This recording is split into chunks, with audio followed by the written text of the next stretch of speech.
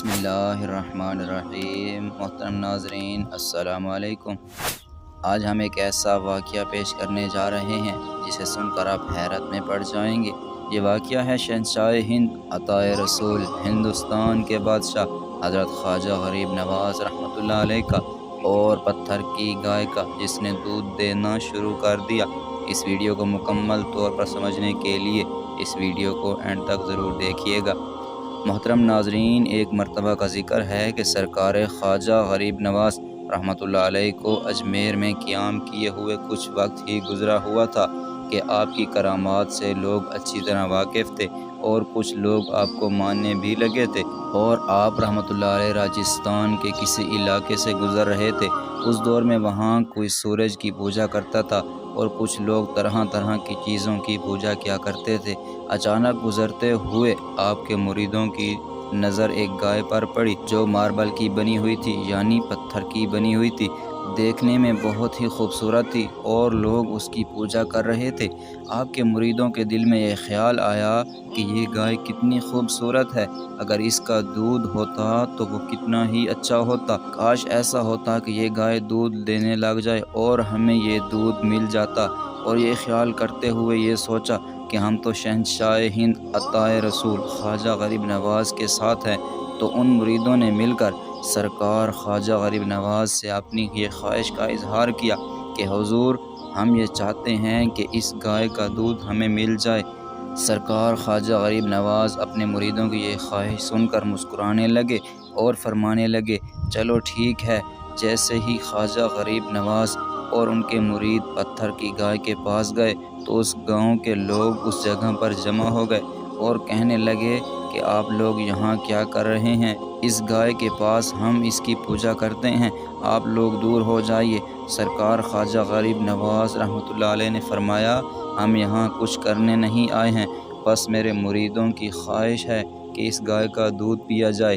اس گاؤں کے لوگ ہنسنے لگے اور کہنے لگے کہ بابا جی، ایسا بھی کبھی ہوتا ہے کہ پتھر کی گائے بھی دودھ دے، اور وہ بھی یہ گائے جسے پتھر اور ماربل سے بنایا گیا ہے۔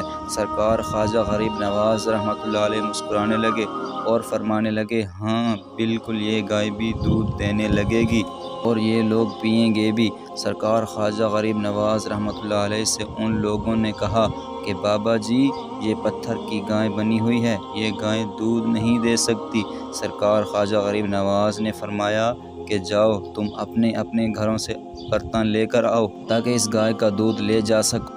وہ لوگ اپنے اپنے گھر جا کر برتن لے آتے ہیں اور کہنے لگے کہ آج ہم بھی دیکھیں کہ یہ بابا جی آخر کیا چاہتے ہیں۔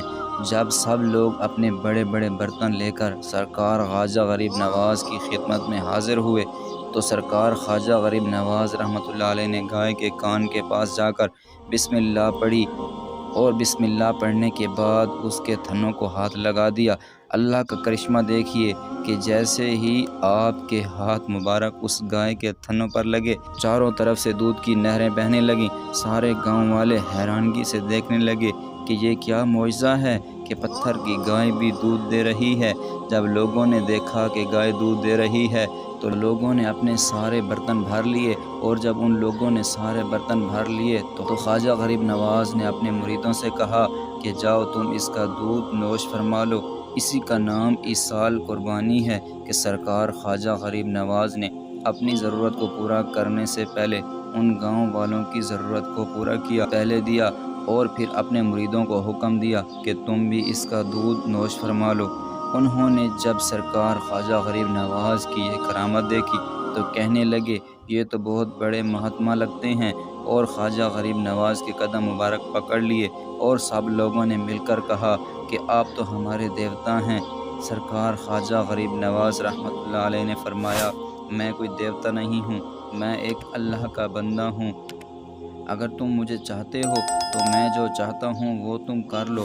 لوگوں نے کہا، آپ کیا چاہتے ہیں؟ تو سرکار خواجہ غریب نواز رحمۃ اللہ علیہ نے فرمایا کہ تم سرکار دو جہاں حضرت محمد صلی اللہ علیہ وسلم پر کلمہ پڑھ لو، اور وہ کلمہ یہ ہے، لا الہ الا اللہ محمد الرسول اللہ۔ سرکار خواجہ غریب نواز کے اس فرمان کے بعد پورے گاؤں نے یہ کلمہ پڑھ لیا اور مسلمان ہو گئے۔ سبحان اللہ، یہ ہے ہمارے اللہ والے لوگوں کی شان۔ اللہ تعالی ہم سب کو صرف اور صرف اللہ سے مانگنے کی توفیق عطا فرمائے۔